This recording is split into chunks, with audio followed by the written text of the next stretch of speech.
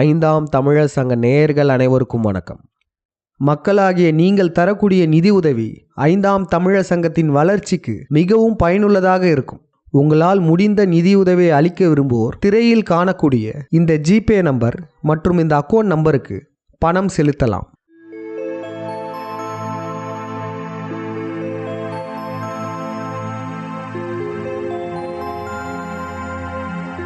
மனிதர்கள் நம்ம அன்றாட வாழ்க்கையில் பல வேலைகளை செஞ்சிட்ருக்கோம்.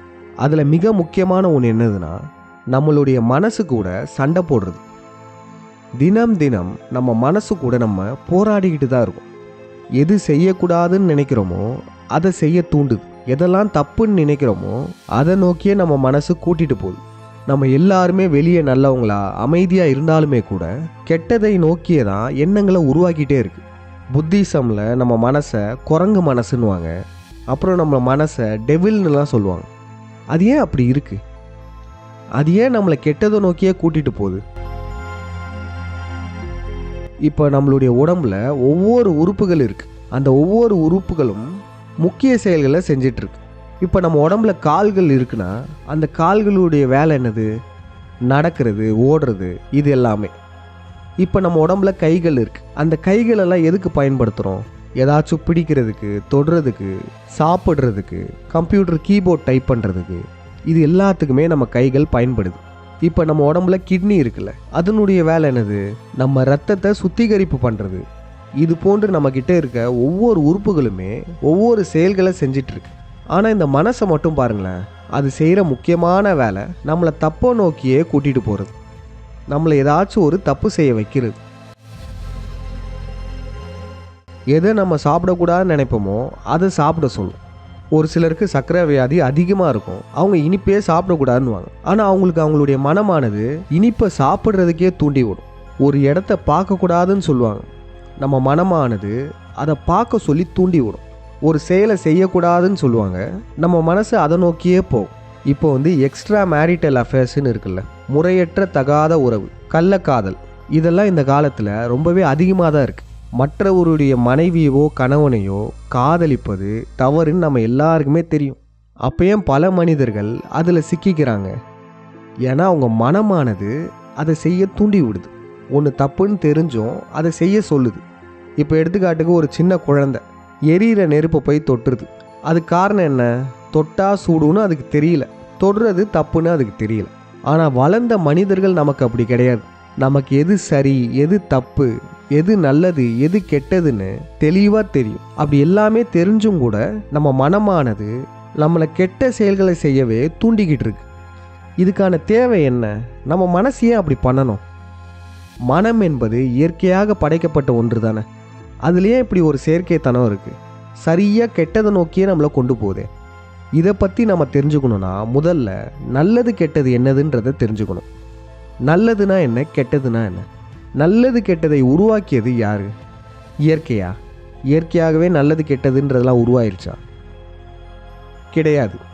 நல்லது கெட்டதை உருவாக்கியவர்கள், வகுத்தவர்கள் மனிதர்கள் தான். அதாவது நம்மளுடைய முன்னோர்கள் தான். நல்லது கெட்டது என்பது இயற்கைக்கு கிடையாது. இப்போ எடுத்துக்காட்டுக்கு ஒரு நாய், அதுக்கு காம எண்ணம் வந்தால் தன் தாயுடனோ இல்லை அந்த நாய் கூட பிறந்த சகோதரிகள் கூடயோ அது உடல் உறவு வச்சுக்கும். ஏன்னா அந்த நாய்க்கு நல்லது கெட்டது தெரியாது. மனிதர்கள் அப்படி இல்லை. எது நல்லது, எது கெட்டது, எது செய்யணும், எது செய்யக்கூடாதுன்றதெல்லாம் நம்மளுடைய முன்னோர்கள் நமக்கு வகுத்து கொடுத்துட்டு போயிட்டாங்க. ஏன் இப்படி பண்ணோம்? நல்லது கெட்டதெல்லாம் உலகத்தில் இருக்கணுமாங்க? இதெல்லாம் மக்களுக்கு தேவையா அப்படின்னு கேட்டிங்கன்னா இந்த எடுத்துக்காட்டை பாருங்கள். நாட்டில் ஒரு முக்கியமான பகுதி எப்போயுமே டிராஃபிக் ஆகிட்டே இருக்கும். அந்த டிராஃபிக்கை கண்ட்ரோல் பண்ணுறதுக்கு என்ன வச்சுருந்தாங்கன்னா டிராஃபிக் சிக்னல் வச்சுருந்தாங்க. அந்த சிக்னலில் சிகப்பு வந்தால் நிற்கணும், பச்சை லைட் எரிஞ்சால் வண்டி போகணும். ஆனால் கொஞ்சம் யோசிச்சு பாருங்களேன், இந்த டிராஃபிக் சிக்னல் இருக்குல்ல, இதை வண்டி ஓட்டுறவங்க யாருமே மதிக்கலை. அப்போ அந்த இடத்துல என்ன ஆகும்? டிராஃபிக் ஜாம் ஆயிரும். எந்த வண்டியாலையும் போக முடியாது. அப்போ இதுலேருந்து என்ன தெரியுதுன்னா, ஒரு விடயம் சரியாக செல்வதற்கு ஒரு ஒழுங்குமுறை தேவை. அந்த ஒழுங்குமுறை கிடையாதுன்னா அந்த இடத்துல எல்லாமே கொலாப்ஸ் ஆயிரும். நம் முன்னோர்கள் நல்லது கெட்டதை வகுத்ததே இதற்காக தான். நம் மனித இனத்தின் மேம்பாட்டிற்காக தான் நல்லது கெட்டதை உருவாக்கியிருக்காங்க. நம்ம மனித இனம் விலங்குகளுடன் வேறுபட்டு காண்பதற்கும் நம்ம இந்த ரூல்ஸை ஃபாலோ பண்ணுறது தான். நம்ம நல்லது கெட்டது எதுவுமே பின்பற்றலைன்னா நம்மளுமே விலங்காண்டிகளாக இருந்திருப்போம். இப்பயுமே இந்த உலகை ஆளும் இந்த வல்லாதிக்க சக்திகள் ஒழுக்கமற்றவர்களாக தான் இருப்பாங்க. வெளியே பார்க்க ரொம்பவே டீசெண்டான ஆளுங்க மாதிரி இருந்தாலும் மறைமுகமாக அவங்களுடைய செயல்பாடுகள் அனைத்துமே தீய செயல்களாக தான் இருக்கும். மனித உருவில் வாழும் மிருகங்களாக தான் இருக்காங்க. அப்போ இதுலேருந்துலாம் என்ன தெரிய வருது? நல்லது கெட்டது இயற்கையாக உருவாக்கப்பட்டது கிடையாது, மனிதர்களால் உருவாக்கப்பட்ட செயற்கையான ஒன்று. இது ஏன் உருவாக்குனாங்கன்னா, இந்த ஒழுங்குமுறை இருந்தால்தான் மனித இனம் மேம்படும். இந்த நல்லது கெட்டது என்பது ஒன்றே இல்லைன்னா நம்ம விலங்குகளாகவே இருந்திருப்போம். இப்போ நம்ம தலைப்புக்கு வருவோம். எதற்கு நம்மளுடைய மனம் தவறை நோக்கிய போகுது? அதுக்கான தேவை என்ன? மனசு தப்பு செய்ய தூண்டுதில்ல, தூண்டி அந்த தப்பை செய்ய வைக்குதில்ல. அது எப்படி நம்ம அதால் முடியுது? அதுக்கு ஒரு எடுத்துக்காட்டை யோசிச்சு பாருங்களேன். நீங்கள் பஸ்ஸில் பயணிச்சிட்டு இருக்கீங்க. உங்களுக்கு ஒரு பண கஷ்டம் இருக்குது, பண தேவை இருக்குது. அந்த பணத்துக்கு என்னடா பண்ணலான்ட்டு இருக்கீங்க. அப்போ என்ன ஆகுதுன்னா, உங்களுக்கு பக்கத்தில் இன்னொருத்தவங்க இருக்காங்க. அவங்க ஒரு குழந்தை வச்சுருக்காங்க. அந்த குழந்தையுடைய தங்க செயினை கொக்கி சரியில்லாமல் கீழே விழுந்துருச்சு. உங்களுக்கு பக்கத்தில் உள்ளவங்க அதை பார்க்கல, அதை கவனிக்கலை, நீங்கள் மட்டும்தான் அதை பார்த்துருக்கீங்க. இப்போ அவங்களுமே எந்திரிச்சு போக போகிறாங்க. இந்த சமயம் அந்த மனசு எப்படி திரும்ப வேலை செய்யும்? அவங்ககிட்ட அந்த செயினை கொடுத்துடாத, அது கீழே விழுந்துருச்சு, இந்த செயின் இருந்தால் உன்னுடைய அனைத்து கடன்களும் தீர்ந்துடும், இதை எடுத்துரு, அது அவங்களுக்கே தெரியாது அப்படின்னு சொல்லி கன்வின்ஸ் பண்ணோம். அதாவது நம்ம செய்யக்கூடிய தப்பே இல்லைன்னு சொல்லி ஜஸ்டிஃபை பண்ணோம். யாராச்சும் பார்த்தா தான் மாட்டிப்போம், யாரும் பார்க்கல, இதில் எந்தவித தப்பும் இல்லைன்னு சொல்லி அந்த நகையை எடுக்க தூண்டும். அந்த சமயத்தில் நம்ம கொஞ்சம் மனம் போன போக்கிலே போனோன்னா அந்த நகையை எடுத்துருவோம், எடுத்து நம்மளே வச்சுப்போம். ஆனால் இதுவே நம்ம தனியாக சிந்திச்சு பார்த்தோன்னா, இல்லை இது ரொம்ப தப்பான விடயம், இது நம்ம அவங்ககிட்டே கொடுத்துடலான்னு சொல்லி நம்ம கொடுத்துரும். அப்போ நம்ம மனம் எப்படி வேலை செய்யுது? நம்மளை ஒரு தப்பு செய்ய தூண்டுதில்ல, தூண்டும் போது அது தப்பு இல்லை நல்லதுன்னு சொல்லி நம்மளை கன்வின்ஸ் பண்ண பார்க்குது. இதெல்லாம் தப்பே இல்லைன்னு சொல்லி நம்மளை நம்ப வைக்குது. மனிதர்கள் ஒவ்வொரு முறையும் தவறு செய்யும் போதும் இதுதான் நடக்கும். அது தவறுன்னு அவங்களுக்கு கிளியராக தெரிஞ்சாலுமே அந்த செய்கிற அந்த சமயத்தில் அது தப்பு இல்லை, அது சரிதான்னு நம்ம மனசு அதை நம்ப வைக்கும். அப்போனா பார்த்துக்கோங்களேன், தப்பு செய்கிற ஒவ்வொருவருமே அது சரின்னு நினச்சி தான் செய்கிறாங்க. நம்ம கூட நிறைய பேரை பார்த்துருப்போம். ஏன் இந்த தப்பு செஞ்சேன்னு நம்ம கேட்கும்போது அதை ஒத்துக்காமல் அதுக்கு ஜஸ்டிஃபிகேஷன் பண்ணுவாங்க, அதை நியாயப்படுத்துவாங்க. நான் இதுக்காக தான் இந்த தப்பு செஞ்சேன், ஏன் சூழ்நிலை வேற அப்படின்னு சொல்லி அவங்க செய்த தவறை நியாயப்படுத்துவாங்க. அப்போ இதுலேருந்து என்ன தெரிய வருது? நம்ம ஒரு தப்பு செய்யணும்னா கூட நம்ம மனமானது அது தப்பு இல்லை நல்லதுன்னு சொல்லி தான் நம்மளை அந்த தப்பை செய்ய வைக்குது. நம்ம குடும்பத்தில் சொந்தக்காரங்களாம் பார்த்திங்கன்னா ஒரு சிலர் நம்ம கூட சண்டை போட்டிருப்பாங்க. சொத்து தகராறு இருக்கும். சொத்து தகராறுனா என்ன? சொத்தை பிரிக்கிறதுல ஏதோ ஒரு பிரச்சனை இருக்கும். இல்லை 2 தரப்பு இருந்தனா ஒரு தரப்பு அவங்க பண்ணுறது தப்புன்னு அவங்களுக்கும் நல்லாவே தெரியும், நம்ம சொந்தக்காரங்களுக்கு நல்லாவே தெரியும் அவங்க தப்பு பண்ணுறாங்கன்னு. இருந்தாலுமே அவங்க அந்த தப்பை உணராமல் நம்ம கூட சண்டை போட்டுகிட்டே இருப்பாங்க. இதுக்கு காரணமும் முன்னாடி சொன்னது போல தான், அவங்க செய்கிறது தப்புன்னு அவங்களுக்கு தெரியும். ஆனால் அவங்க மனமானது அது தப்பே இல்லைன்னு சொல்லி அவங்கள நம்ப வைக்கும். நீ செய்கிறதெல்லாம் சரிதான், நீ உஷாராக இருக்க, அவன் ஏமாளியாக இருக்கான், நீ இப்போ விட்டு கொடுத்தனா நீ ஏமாளி ஆயிடுவ அப்படின்லாம் சொல்லி அவங்கள கன்வின்ஸ் பண்ணி அவங்க செய்கிறது தப்பே இல்லைன்னு சொல்லி அவங்கள நம்ப வச்சுருக்கோம். அப்படின்னா பார்த்துக்கோங்க, நம்ம மனமானது நம்மளை ஒரு தப்பு செய்ய வைக்கிறதுக்கு எவ்வளோ கடினப்படுது. ஏன் இப்படி பண்ணணும்? நம்ம மனசு ஏன் இவ்வளோ தப்பு செய்கிறதுக்கு தூண்டுது? இதை நம்ம தெரிஞ்சுக்கணுன்னா நம்ம மனதுடைய அடிப்படை டெஃபினேஷனை தெரிஞ்சுக்கிட்டால் போதும். நம்மளுடைய மனம் சீரீஸ் இருக்குல்ல, அதை பார்க்காதவங்க கண்டிப்பாக பாருங்கள். அதில் மனதுடைய டெஃபினேஷன் சொல்லியிருப்போம். மனம் அப்படின்னா என்ன? அது எண்ணங்களை உருவாக்கக்கூடிய ஒரு கருவி, கண்ணுக்கு தெரியாத ஒரு கருவி. நாம் பயன்படுத்தினாலும் எண்ணங்களை உருவாக்கும், நாம் அதை பயன்படுத்தாவிட்டாலும் அதுவே சுயமாக எண்ணங்களை உருவாக்கிட்டே இருக்கும். நம்ம சும்மா இருப்போம், நமக்குள்ளே ஏதாச்சும் எண்ண ஓட்டங்கள் ஓடிக்கிட்டே இருக்கும், அதை நம்மளால் கட்டுப்படுத்தவே முடியாது. நம்ம மனதை பொறுத்தவரையும் எண்ண ஓட்டங்கள் ஓடிக்கிட்டே இருக்கணும், அப்போ தான் அது உயிர்ப்புடன் இருக்க முடியும். இப்போ நம்ம மனமானது எண்ணங்களை உருவாக்கக்கூடிய ஒரு கருவின்னு சொல்லிட்டோம்ல, அந்த மனம் எண்ணங்களை எதை வச்சு உருவாக்குது? எண்ணங்களை உருவாக்குவதற்கான அடிப்படை காரணம் நம்மளுடைய ஐம்புலன்கள், அதாவது 5 சென்சஸ். மனதை 6th சென்ஸ்ன்னு சொல்லுவோம். 6வது புலனான மனமானது எண்ணங்களை உருவாக்குவதற்கான காரணமே நம்மளுடைய 5 புலன்கள் தான். என்னென்ன புலன்கள்? பார்க்கறது, கேட்கறது, வாசம், ருசிக்கிறது, அதுக்கப்புறம் தொடு உணர்வு. இப்படி இந்த 5 புலன்கள்லேருந்து வரக்கூடிய தகவலை வச்சு தான் நம்ம மனமானது எண்ணங்களை உருவாக்குது. இப்போ எடுத்துக்காட்டுக்கு பாருங்கள், நீங்கள் ஒரு வேலை பார்த்துட்ருக்கீங்க, திடீர்னு வெளியே ஒரு சத்தம் கேட்குது, ஒரு பெரிய சத்தம் கேட்குது. அப்போ நம்ம மனசு என்ன பண்ணும்? அது சார்ந்த தகவல்களை உருவாக்கும். வெடித்தது என்ன சத்தம்? பட்டாசு சத்தமா, இல்லை எதுவும் டிரான்ஸ்ஃபார்மர் வெடிச்சிருச்சா, இல்லை துப்பாக்கி சத்தமா அப்படின்னு நம்ம மனமானது அது சார்ந்த எண்ணங்களை உருவாக்கிட்டு இருக்கும். அப்போ எண்ணங்களை எப்படி உருவாக்குது? நம்மளுடைய ஒரு புலனான காதில் ஒரு சத்தம் கேட்டிருக்கு, அந்த சத்தத்தை வச்சு எண்ணங்களை உருவாக்குது. அதே மாதிரி இப்போ ஒருத்தர் நம்ம பார்க்கும்போது அவங்க யாரோ மாதிரி இருக்காங்க, நம்ம அவங்கக்கிட்டே சொல்லுவோம், உங்களை பார்க்க அவங்க மாதிரியே இருக்குது அப்படின்வோம். அப்போ இதில் என்ன நடக்குது? நம்மளுடைய ஒரு புலனான கண்ணை பயன்படுத்தி பார்க்குறோம், அதுலேருந்து வரக்கூடிய தகவலை வச்சு நம்மளுடைய மனமானது அது சார்ந்த எண்ணங்களை உருவாக்குது. இது மாதிரி தாங்க நம்ம மனமானது எண்ணங்களை உருவாக்குவதற்கான அடிப்படையே 5 புலன்கள் தான்.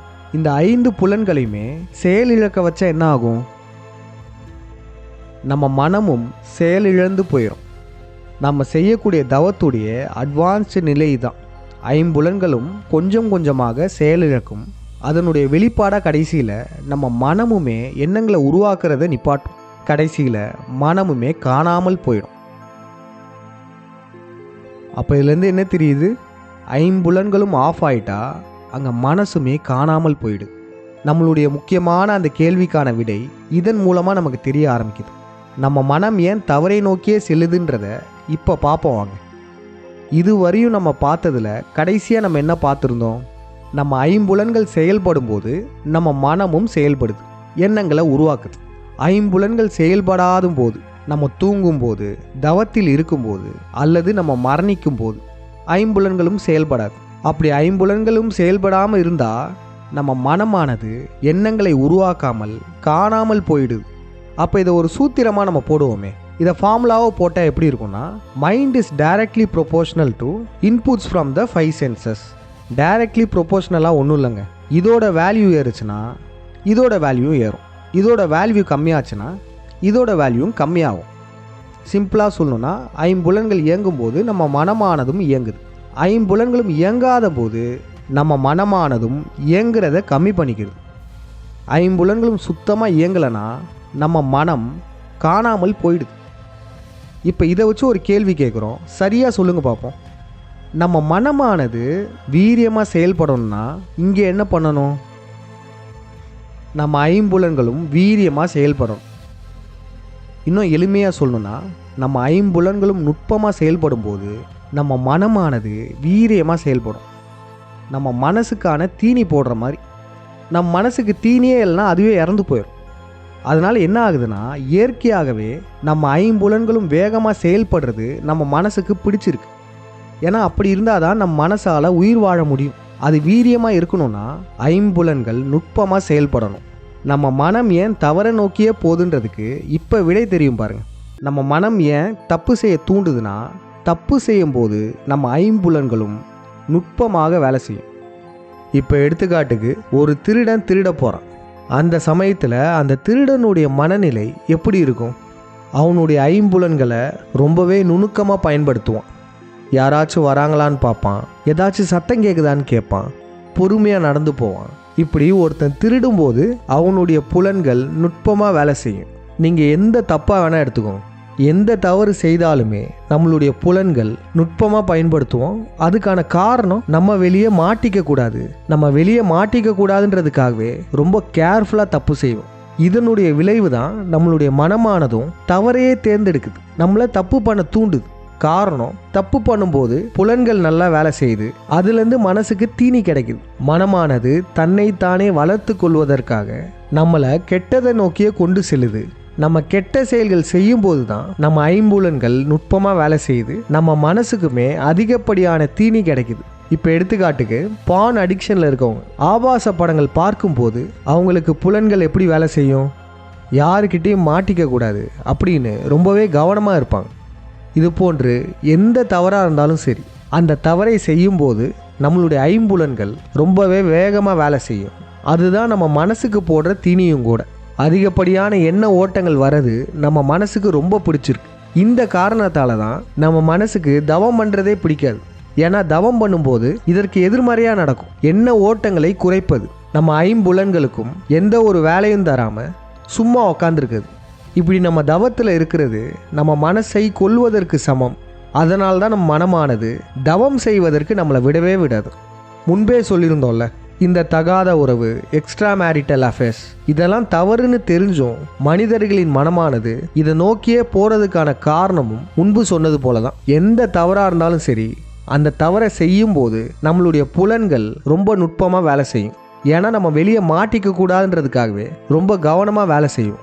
அப்படி புலன்கள் நுட்பமாக வேலை செய்கிறது தான் மனசுக்கு போடுற தீனி. மனசுக்கு அது ரொம்ப பிடிச்சிருக்கும். அதனால் மனிதனின் மனம் என்ன பண்ணுதுன்னா, இது போன்ற தப்பை செய்கிறதுக்கே நம்மளை தூண்டுது. நோய் நாடி நோய் முதல் நாடி அது தணிக்கும், வாய் நாடி வாய்ப்பச் செயல். இந்த குறளின்படி நம்ம ஒரு பிரச்சனையோடைய மூலத்தை கண்டுபிடிச்சிட்டோம். மனம் ஏன் தவறை நோக்கியே போகுது அப்படின்றதுக்கான மூல காரணத்தை கண்டுபிடிச்சிட்டோம். இப்போ இதற்கான தீர்வு என்ன? நம்ம மனசு நம்மளை தப்பை நோக்கியே கூட்டு போகுது, ஆனால் நம்ம தப்பு பண்ணாமல் இருக்கணும். அதுக்கு நம்ம என்ன பண்ணலாம்? நம்ம மனசு ஏன் தவறை நோக்கி போகுது? ஏன்னா அப்போ தான் ஐம்புலன்கள் ரொம்ப நுட்பமாக வேலை செய்யும். நம்ம என்ன பண்ணலான்னா, இந்த ஐம்புலன்களை நல்ல விடயங்களுக்கு நுட்பமாக வேலை செய்ய வைக்கலாம். இப்போ கொஞ்ச நேரத்துக்கு முன்னாடி ஒரு திருடை எடுத்துக்காட்டு சொன்னோம்ல. ஒரு திருடன் திருடும்போது அவனுடைய புலன்கள்லாம் ரொம்ப நுட்பமாக வேலை செய்யும். ஏன்னா மாட்டிக்க கூடாதுன்றதுக்காகவே அப்படி வேலை செய்யுது அப்படின்னு சொல்லியிருப்போம்ல. இந்த திருடனுடைய இடத்துக்கு பதிலாக ஒரு துப்பறியும் நிபுணரை யோசிச்சு பாருங்களேன். ஒரு டிடெக்டிவ் ஒரு உண்மையை கண்டுபிடிக்கணும், யாருக்கும் தெரியாமல் போய் கண்டுபிடிக்கிறார். அப்போ அவருடைய மனநிலை எப்படி இருக்கும்? அந்த திருடனுடைய ஐம்புலன்கள் எப்படி வேலை செஞ்சதோ அதே போல தான் இவருக்கும் வேலை செய்ய போகுது. ஆனால் இது ஒரு நல்ல விடயத்துக்காக பயன்படுது. இப்படி நம்ம ஐம்புலன்களை நல்ல செயல்களில் நுட்பமாக பயன்படுத்தும் போது நம் மனசுக்கான தீனியும் கிடச்சிருது. நம்ம கெட்ட வழியில் போகிறதுக்கான தேவையுமே இருக்காது. நம்ம மனதை பொறுத்தவரையும் நல்லது கெட்டதெல்லாம் தெரியாது. நம்ம ஐம்புலன்கள் வேகமாக வேலை செஞ்சால் அதுக்கு பிடிக்கும். இப்போ நம்ம ஓடி ஆடி விளையாடுறோம்ல, விளையாடும் போது நல்லா கவனிங்க, நம்ம மனசுக்கு அது ரொம்ப பிடிச்சிருக்கும். ஏன்னா நம்மளுடைய புலன்கள்லாம் அதில் நுட்பமாக வேலை செய்யுது. அப்போ நம்மளுடைய மனம் தவறை நோக்கி செல்வதை தடுப்பதற்கு என்ன பண்ணலாம்? நம்மளுடைய ஐம்புலன்களை நல்லது செய்வதற்காக பயன்படுத்தலாம். அதுவும் நம்ம சும்மா நல்லது பண்ணக்கூடாது, போர் அடிக்கும். ரிஸ்க் எடுத்து நல்லது பண்ணணும். அது நம்மளுடைய மனசுக்கு ரொம்பவே பிடிச்சிருக்கும். இப்போ நாட்டை காப்பாற்றுற இராணுவ வீரர்கள்லாம் இருக்காங்கள்ல, அவங்களாம் பாருங்கள், அவங்களுடைய உயிரை பணயம் வைத்து மக்களுக்கு நல்லது செய்கிறாங்க. நம்ம ரிஸ்க் எடுத்து நல்லது பண்ணும்போது நமக்கு மன நிறைவு கிடைக்கும்.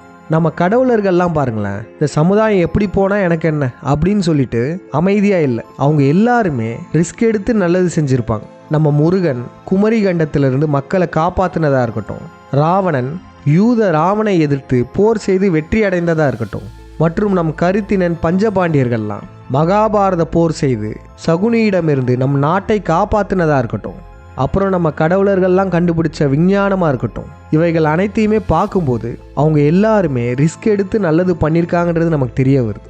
நாம் நல்ல செயல்களை செய்வதற்கு நம் ஐம்புலன்களை பயன்படுத்தும் போது இயல்பாகவே நம் மனமானது கெட்டதை நோக்கி செல்லாது, தவறுகள் செய்ய தூண்டாது. இப்போ கடைசியாக உங்கள் எல்லாருக்கும் ஒரு நடைமுறை பயிற்சி. தினம் தினம் உங்களுடைய மனம் ஏதோ ஒரு தவறை செய்ய சொல்லியே தூண்டுதில்லை. அது என்ன தவறாக வேணா இருக்கலாம். அப்படி தூண்டும் போது நீங்கள் உங்களுடைய மனசை கவனிங்க. உங்களுக்குள்ள ஒன்று பேசிக்கிட்டே இருக்கும், இதை பண்ணுன்னு சொல்லிக்கிட்டே இருக்கும். அதை நீங்கள் கவனிக்கணும். அதை நீங்கள் தடுக்கக்கூடாது, அதை நீங்கள் கவனிக்கணும். அப்படி நீங்கள் கவனிக்கும் போது என்ன கேட்கும்னா, உங்களுக்குள்ள ஒரு குரல் இல்லை, 2 குரல் கேட்கும். ஒன்று கெட்டதை மட்டுமே சொல்லும், ஆனால் இன்னொரு குரல் கெட்டது பண்ண வேணான்னு சொல்லும். 2 குரல்களுக்கும் நடுவில் சண்டை நடக்கும். நீங்கள் என்ன பண்ணுறீங்கன்னா, உங்களுக்குள்ளே கேட்குற குரல்களை கவனிங்க. 2 பேர் சண்டை போடுவாங்க, அதை மட்டும் கவனிங்க. அப்படி நீங்கள் கவனிக்க என்ன நடக்கும்னா, உங்களுடைய மனம் போன போக்கில் நீங்கள் போக மாட்டீங்க. அது தப்பு செய்ய தூண்டுனாலுமே நீங்கள் அதை செய்ய மாட்டீங்க. அது மட்டும் இல்லாமல் ஒரு சூழ்நிலையில் சரியான முடிவெடுத்தல், டிசிஷன் மேக்கிங் ஸ்கில் உங்களுக்கு மேம்படும். இந்த பயிற்சியை செஞ்சு பாருங்கள். அடுத்த விழயத்தில் நம்ம கர்மானா என்னன்றதை பார்த்துருவோம். கர்மான்னு ஒன்று இருக்கா, அது எப்படி வேலை செய்யுது அப்படின்றதெல்லாம் பார்த்துருவோம். இந்த விழயத்தை முடிஞ்ச அளவு அனைவருக்கும் பகிருங்கள். இந்த விழயத்தில் நாம் சொன்ன இந்த உண்மை உலகில் உள்ள அனைத்து மக்களுக்குமே போய் சேரணும். மக்களாகிய நீங்கள் தரக்கூடிய நிதி உதவி 5ஆம் தமிழர் சங்கத்தின் வளர்ச்சிக்கு மிகவும் பயனுள்ளதாக இருக்கும். உங்களால் முடிந்த நிதியுதவியை அளிக்க விரும்புவோர் திரையில் காணக்கூடிய இந்த ஜிபே நம்பர் மற்றும் இந்த அக்கௌண்ட் நம்பருக்கு பணம் செலுத்தலாம். நன்றி, வணக்கம்.